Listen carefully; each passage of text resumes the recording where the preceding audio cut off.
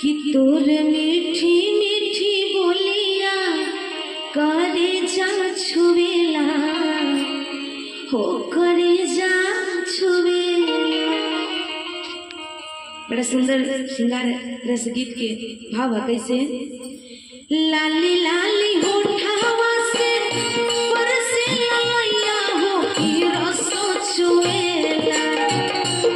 लाली लाली होठवा से परसे ललैया हो की रस छुवेला हो की रस छुवेला।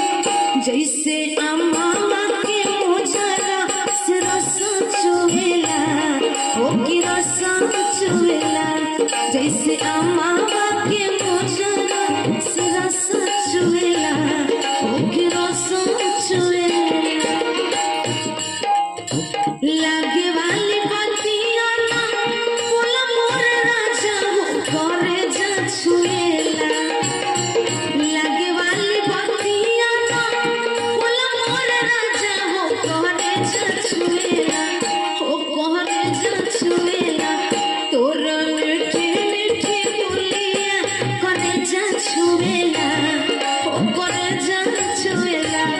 तोर मीठी मीठी बोलिया करे जा छुवेला हो करे जा छुवेला।